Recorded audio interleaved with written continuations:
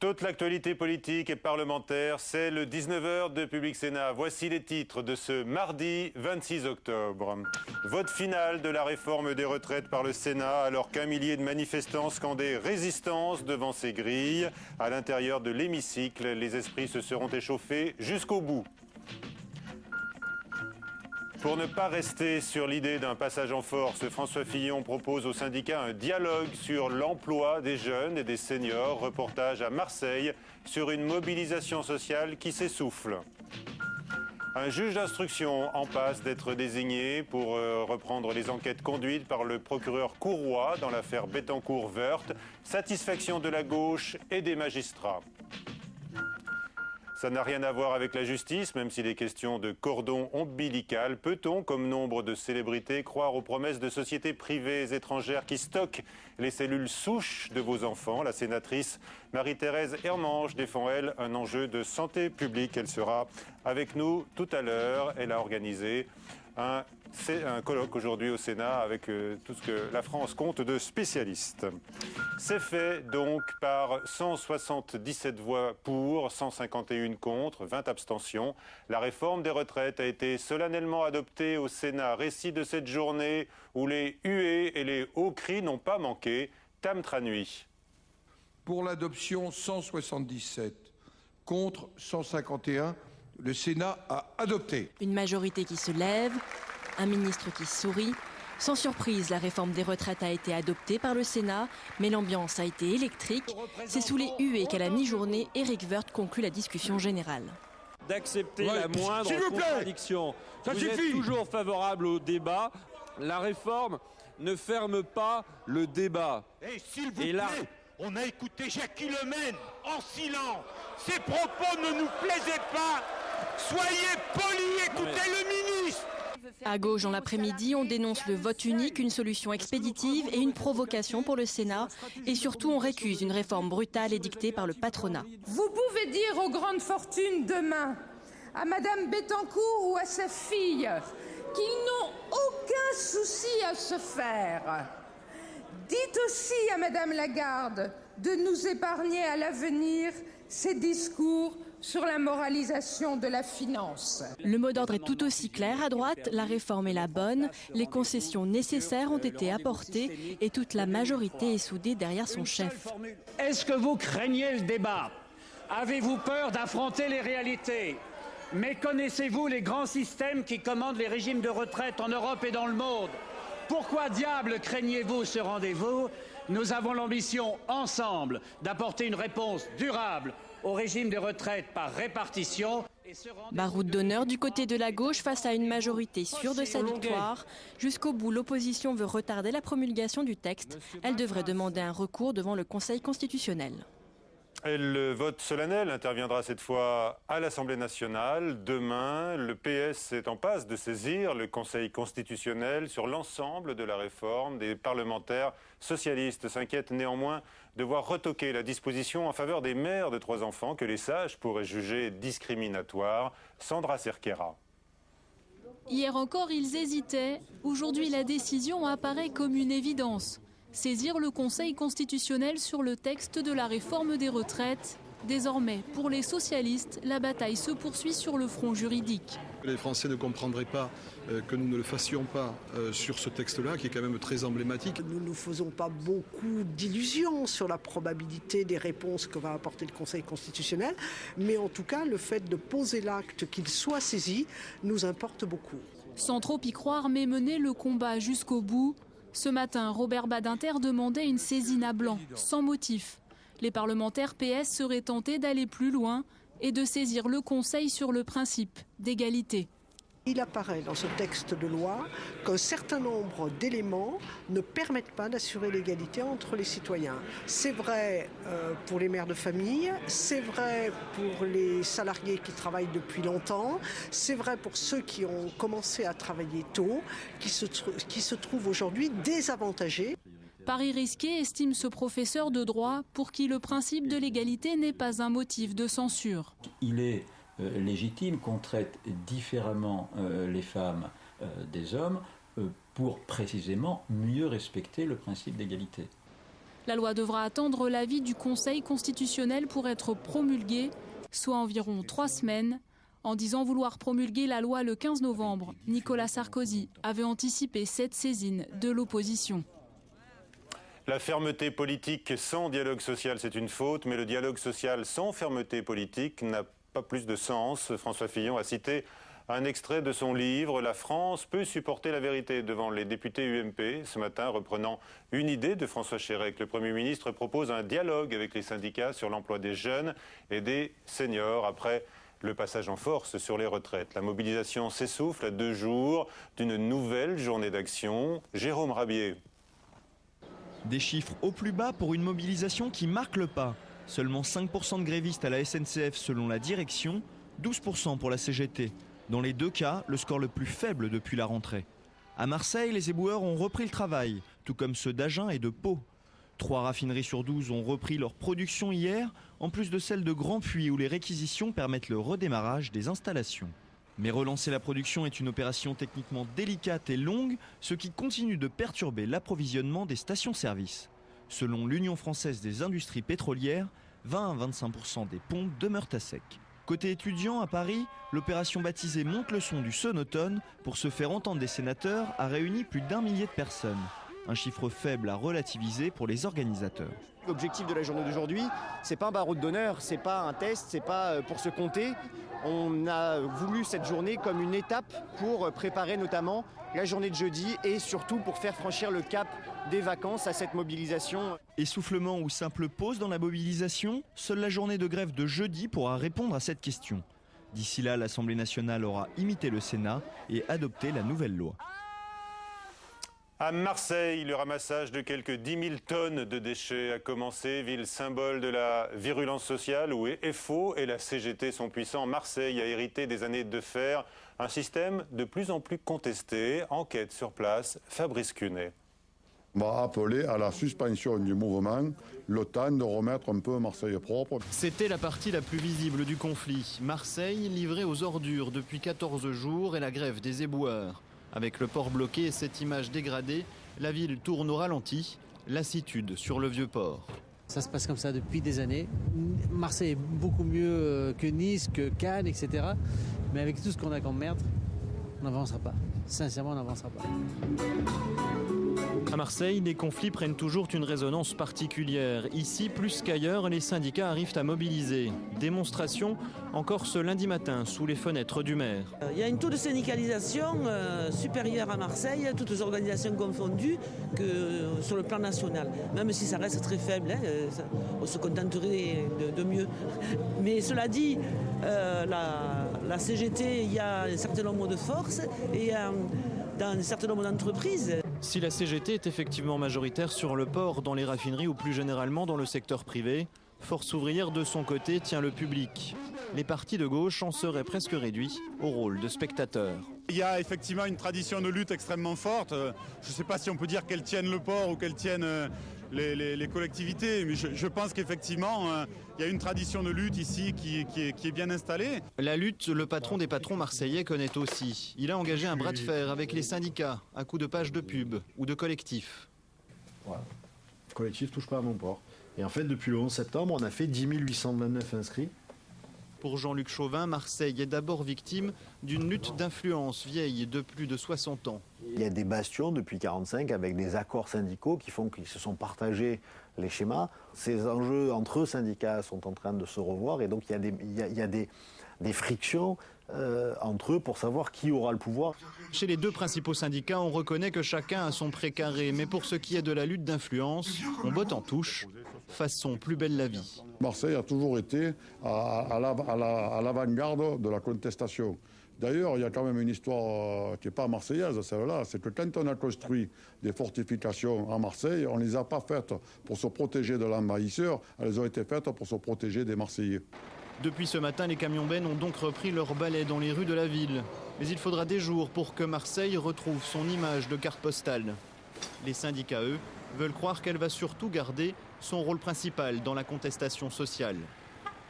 Et pendant la diffusion de ce reportage de Fabrice Cunet, j'observais les visages de nos deux invités à suivre, plutôt satisfaits d'Éric Aubin, monsieur retraite de la CGT, et assez consterné de Dominique Leclerc, qui a été le rapporteur de ce projet de loi voté aujourd'hui. On reprend ce sujet, bien sûr, dans un instant. Un parallèle hasardeux du président des jeunes UMP, Benjamin Lancard, qui a jugé utile sur son blog de citer le résistant communiste Guy Môquet, fusillé à 17 ans, en appui de son engagement en faveur de la réforme des retraites. La jeunesse de 2010 s'engage comme celle de 1940, écrit Benjamin Lancard, indignation des jeunes socialistes qu'il accuse de souiller l'histoire de France. Le nombre des demandeurs d'emploi a progressé en septembre, plus 4600 pour les personnes sans aucune activité. Ces derniers chiffres n'interrompent pas la tendance à la stabilisation, selon la ministre Christine Lagarde. Le procureur Philippe Courroy, contraint de plier sur ordre du procureur général de Versailles, il devra ouvrir une information judiciaire sur ses enquêtes dans l'affaire Bettencourt. La voie donc à la désignation d'un juge indépendant réclamé par la gauche est ouverte. Thomas Raguet. La gauche le demandait depuis des mois, mais le juge Courroy, procureur de Nanterre, avait toujours refusé de nommer un juge d'instruction dans le cadre de l'affaire Bettencourt. Cette fois, il semble avoir été désavoué par sa hiérarchie. Non seulement le procureur général de Versailles annonce le dessaisissement du parquet de Nanterre de l'ensemble des affaires, mais encore rappelle le procureur de Nanterre à respecter l'autorité du tribunal correctionnel de Nanterre, qui ces jours-ci, en la personne de Mme Prévost-Després, a fait l'objet d'un grand nombre de manœuvres de déstabilisation les plus grossières. Isabelle Prévost-Després et Philippe Courroy, la juge et le procureur. Depuis des semaines, leurs différends jetaient la confusion sur une affaire déjà complexe, alimentant les soupçons de manœuvres politiques. Désormais, le dossier dans son ensemble devrait être confié à une autre juridiction afin d'apaiser les esprits. La Cour de cassation aura prochainement à se prononcer sur la question. La suite du 19h, avec le commentaire de Guillaume Tabar, Dominique Leclerc et Éric Aubin.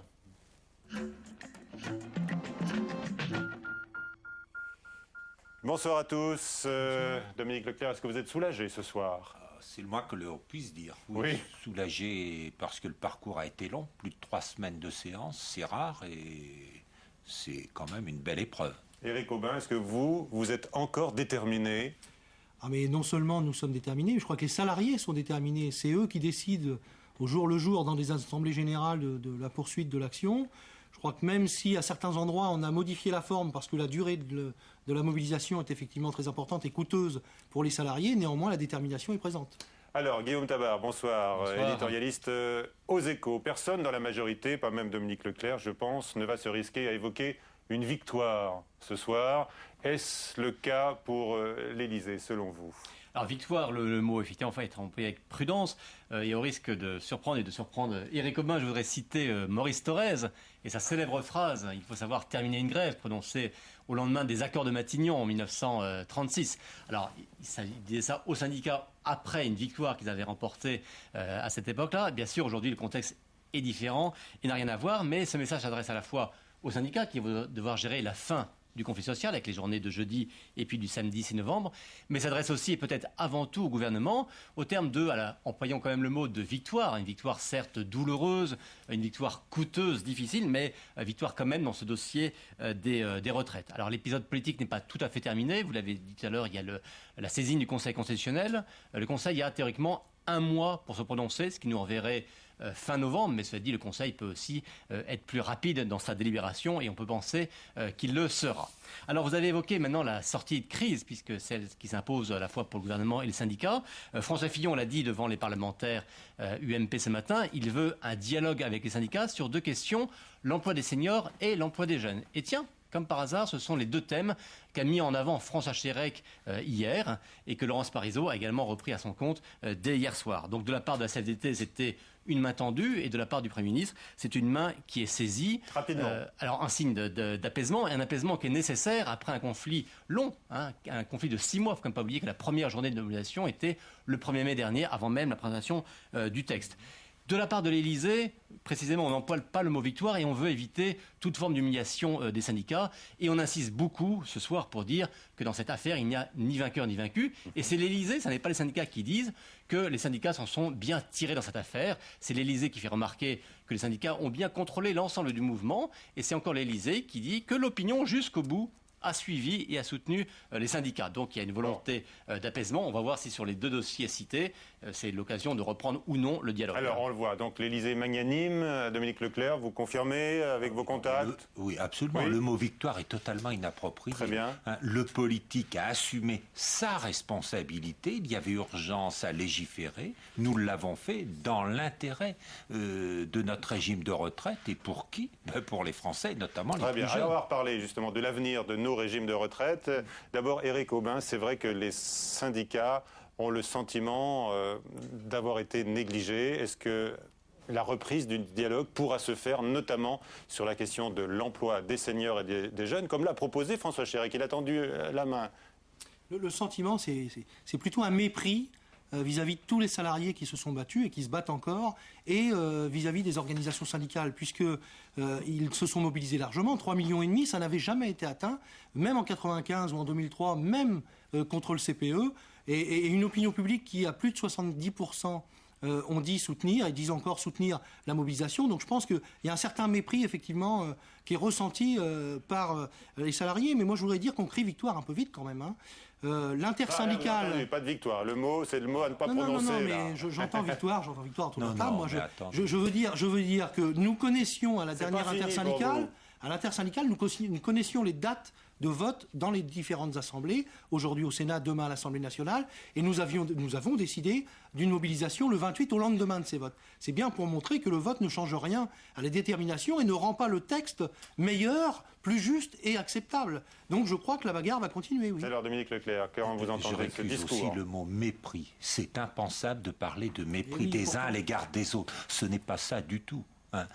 D'abord, il y a eu une concertation avec les représentants, c'est-à-dire les syndicats. Elle se fait de façon permanente depuis des années, et notamment au travers du corps. Les rencontres sont fréquentes, régulières. Il y a plein d'instances où les uns et les autres se rencontrent. Ça, c'est la concertation. Maintenant, on parle de négociation. Pour négocier, je suis désolé, il faut être 2. Dès l'instant que vous dites... Il y a une mesure d'âge qui s'impose. On est les derniers à la prendre. Je lisais même, Cuba vient de passer de 60 à 65 ans, sûrement pas avec concertation, encore moins avec négociation. Donc, dès l'instant qu'un des 2 dit non d'entrée de jeu, officiellement, car dans les instances de concertation, le discours est différent. Ça, moi, je n'admets pas de discours différent. Un officiel et l'autre en coulisses. Non, il n'y a pas eu de discours. Je pense qu'on a eu effectivement une période de concertation qui n'a rien à voir avec des négociations.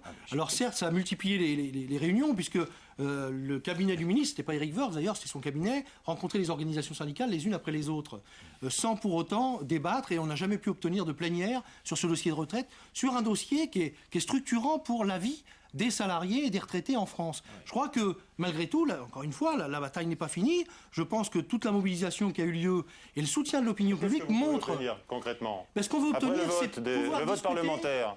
Non, mais je crois qu'on a demandé les négociations depuis le début parce que nous pensons qu'il y a d'autres alternatives qui permettraient de rendre cette réforme juste et efficace. Aujourd'hui, elle n'est pas efficace. La preuve, c'est que dans le texte, on s'est senti obligé de mettre un amendement qui prévoit une remise à plat en 2013. Ah oui, alors Dominique Leclerc, admettez que ça nourrit le doute, puisque effectivement, s'il faut tout reprendre à zéro en 2013. Écoutez, monsieur, on croirait qu'avant la réforme, le système des retraites était juste. Du fait de la réforme, il devient injuste. Vous m'avez mal écouté. Ça fait des années que la Commission des affaires sociales dit que le système actuel, au gré de son histoire et des interventions des uns et des autres qui sont souvent corporatistes, est devenu très injuste. Tout du moins, quand vous vivez au milieu des uns et des autres, c'est comme ça que c'est ressenti. Et pourquoi aujourd'hui, quand on se rend compte, et je dis toujours, on ne peut pas donner, je me mets en avant, une retraite de parlementaire ou de conservateur des hypothèques à tous les Français, c'est que les Français sont bien conscients que le système est injuste. Donc nous, en tant qu'élus, on a dit 2 choses.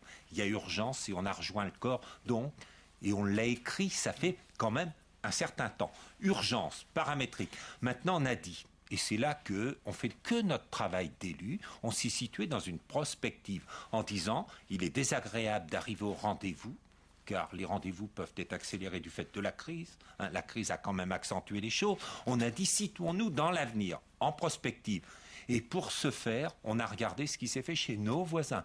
Nos voisins ont toujours eu une période de concertation et de réflexion. Donc on a demandé une réflexion nationale le plus rapidement possible pour essayer d'envisager non pas un changement de système, puisqu'on reste dans la répartition, assise sur l'emploi, les cotisations, mais simplement il y a deux qualificatifs qui font peur à certains. Je veux le dire, c'est plus de transparence et de suite à cette transparence, plus d'équité. Et c'est là que les Français sont, et ils ont raison, actifs, et c'est là qu'ils sont vigilants. Si vous me permettez, les organisations syndicales n'ont jamais dit qu'il n'y avait pas besoin de réforme pour nos régimes de retraite, car effectivement, le niveau de pension a chuté de l'ordre de 20% depuis 1993, lié à la réforme Balladur. Il va continuer de chuter, parce que plus on durcit les droits à retraite, moins il y aura de salariés qui auront le plein de leurs droits au moment où ils partiront. Et donc ce sera une chute. Et d'ailleurs, le DGB allemand, qui a écrit aux organisations syndicales françaises, a bien précisé que l'allongement qu'ils combattent en Allemagne de l'âge de départ en retraite a eu pour conséquence une baisse du niveau des pensions. Et vous le savez très bien, le système suédois dont on fait référence à compte notionnel, il a deux inconvénients majeurs. C'est qu'on ne sait pas à quelle heure on part, à quel âge, on part en retraite, et on ne sait pas avec quel niveau de pension. On peut choisir avec ces systèmes à points, paraît-il. Non, mais attendez, on ne choisit pas. Parce que le niveau de pension est lié au moment où on part et à l'espérance de vie de la génération à laquelle on appartient. Monsieur, une seconde. Et d'ailleurs, restons dans la répartition. Et d'ailleurs, moins 8% dans les dernières années. On ne va pas faire par anticipation le débat de 2013. Deux secondes. On manque un petit peu de pédagogie. La répartition, c'est quoi? C'est les salariés d'aujourd'hui qui paient les pensions d'aujourd'hui. Non, mais il faut payer avec l'argent que l'on a. Actuellement, on emprunte. Moi, je veux bien, mais je ne veux pas que ce soit mes enfants et mes petits-enfants qui paient le confort relatif des retraités d'aujourd'hui. Nous avions des propositions en termes de financement, à la fois mener une autre politique d'emploi que celle aujourd'hui, qui fait que les jeunes... la CGT à Marseille, en voilà une politique que les Français approuvent. N'essayez pas de détourner le sujet. Que demandent les dockers qui travaillent 18 heures, ils demandent 12 heures. 1 sur 4 au chômage. Comment voulez-vous qu'on paie les retraites à 12 heures de travail? Vous vous étonnez que les jeunes sont en manifestation aujourd'hui encore. 2 mois de vacances, 12 heures par semaine. Les seniors, parlons des seniors, ils sont exclus des entreprises. Les entreprises elles-mêmes, disent qu'elles ne sont pas capables d'employer les plus de 60 ans dans leur entreprise. Mais il faut du travail. Elles le disent. Mais non, mais alors justement, il faut du travail, vous le dites. Ça va coûter cher à Pôle emploi, oui, effectivement. De l'impact de cette réforme sur l'emploi, selon l'économiste Philippe Askenazi, c'était ce matin dans Les Échos, la réforme entraînera... C'est ça l'essentiel, c'est l'emploi. Alors justement, selon lui, la réforme entraînera une hausse probable du chômage des jeunes et des seniors à moyen terme. En raison du fait de la rapidité de la réforme. C'est pas évident. Pourquoi on a demandé d'être attentif 2 secondes à un meilleur emploi des jeunes? Pourquoi les jeunes rentrent si tard en France dans le monde du travail? Personne ne s'inquiète de l'éducation. On a des formations qui ne sont pas en adéquation avec le monde du travail. Tout le monde est indifférent. 150 000 jeunes qui sortent sans qualification du monde de l'éducation. Donc il y a quand même un vaste débat, et il ne concerne pas que les centrales syndicales et les parlementaires, il concerne tous les Français, mais il faudrait l'aborder ce débat. Ce qu'on en pense. Dernier mot, non mais c'est qu'on focalise l'emploi sur les 30-50 ans pour conserver la productivité horaire la meilleure au monde. Arrête de casser l'emploi, comme vous le faites à Marseille, comme vous le faites dans plein d'autres endroits. Et permettre des meilleures conditions de travail pour les salariés. Mais non, mais moi je vois que des délégués syndicaux, ils sont étrangers au monde du travail. Il faut revoir les conditions de travail, la pénibilité, il faut peut-être mal placé pour parler du monde du travail, vous ne le connaissez pas. Bien sûr. Et vous le voyez que par idéologie. Mais l'emploi se décrète pas. Vous le direz aux salariés qui sont en train de subir les mauvaises conditions de travail et qui meurent 7 à 10 ans avant les autres. En tout cas, moi, ce que je souhaite, c'est que tout le monde soit docker à 18 heures et revendique pour 12 heures. Je souhaite que tout le monde ait une retraite de conservateur des hypothèques. Que l'emploi aujourd'hui est le principal problème qui fait le déficit de l'origine de retraite. N'importe quoi, la démagogie, on en crève. Mais c'est pas de la démagogie, messieurs, on s'arrête là. Question du nouvelobs.com. Pensez-vous que Nicolas Sarkozy a enregistré une victoire avec cette réforme votée aujourd'hui au Sénat, demain à l'Assemblée nationale? On regarde les résultats. Non, 76%. Oui, 21%. Bernard Thibault a déposé plainte pour des pneus crevés devant chez lui. Vous êtes au courant, Éric Aubin? Ça doit être nouveau parce que... Très bien. Voilà, ça s'est passé. Voilà. Merci à tous les trois pour ce débat très animé. Dernière page du 19h, les promesses de la médecine qui amènent à s'interroger sur les banques de sang qui stockent celui du cordon ombilical.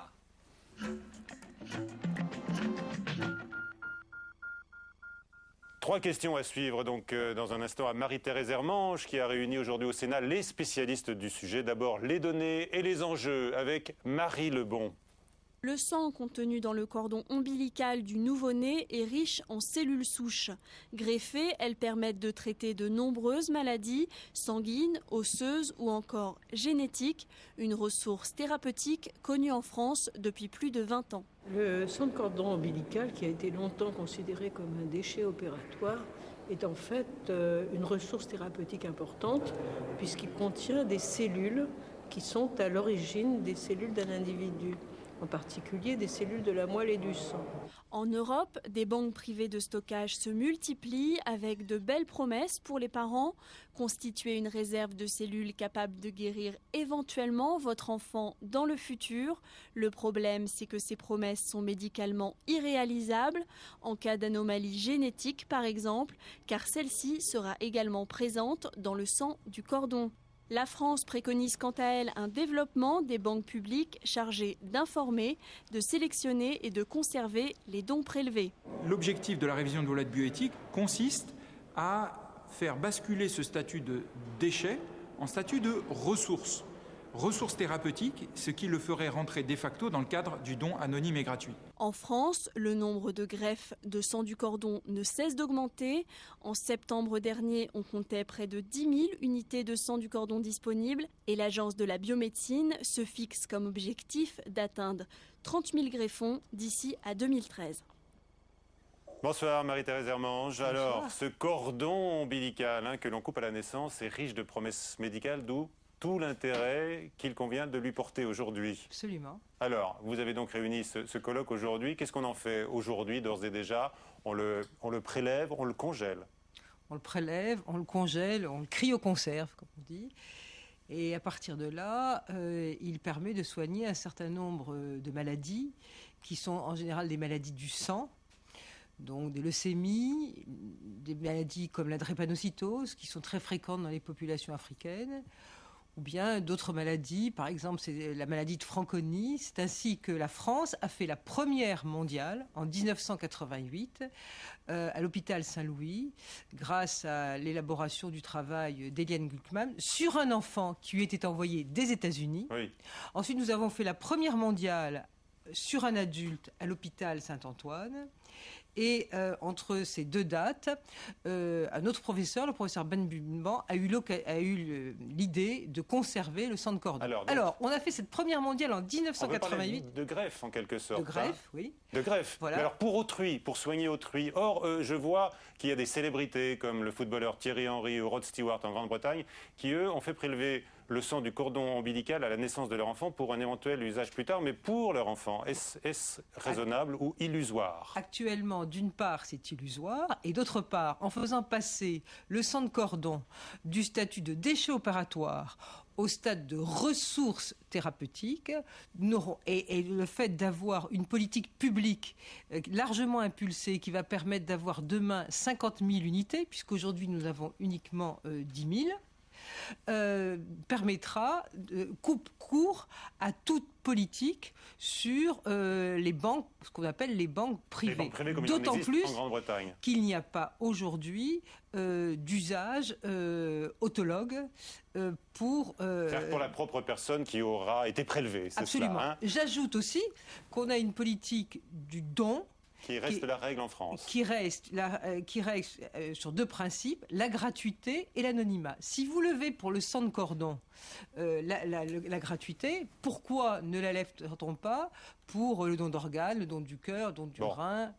Vous êtes engagé dans ce combat parce qu'il faut multiplier je suis engagé dans ce combat parce qu'on a fait la première mondiale, que 20 ans après, il y avait uniquement 7000 unités, que je me suis aperçu que ça avait des ressources thérapeutiques et que quelque part, il était inéthique de ne pas s'engager dans une politique déterminée. Et le Sénat, en ayant conduit ce combat, a permis au gouvernement de se mobiliser, puisque dans notre bioéthique, il va faire passer le sang de cordon du stade de déchets au stade de ressources thérapeutiques, et d'autre part que l'agence de biomédecine s'est mobilisée en ayant maintenant 10 000 unités. Très bien, merci de ces explications Marie-Thérèse Hermange. À 22h, le prochain journal sur Public Sénat avec Sonia Mabrouk, publicsénat.fr pour l'information en continu, bien sûr, sur LCP, Assemblée nationale. Dans un instant, un documentaire, Google, la machine à penser. Bonsoir à tous.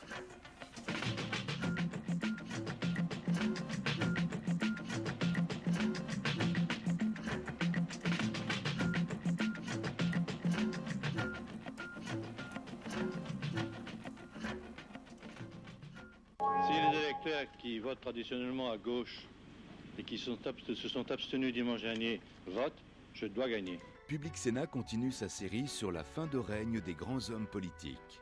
Ce que je peux dire, c'est que je suis content. Après De Gaulle, c'est maintenant Gaston Defferre, maire de Marseille pendant plus de 30 ans, député puis sénateur, ministre de l'Intérieur et de...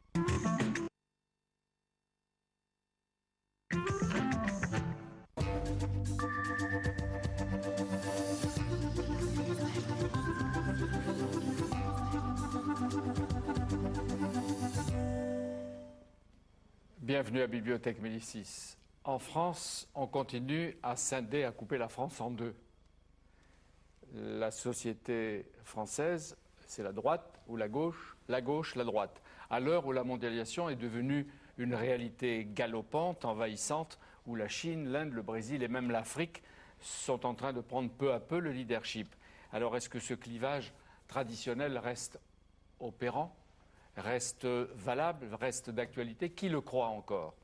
Les invités de Bibliothèque Médicis ont, vous le verrez autour de moi, moins de 40 ans. On les voit partout où on commence à découvrir certains d'entre eux. Ils émergent ou ils cherchent à émerger. Ils parlent, ils écrivent, ils construisent leur propre chemin.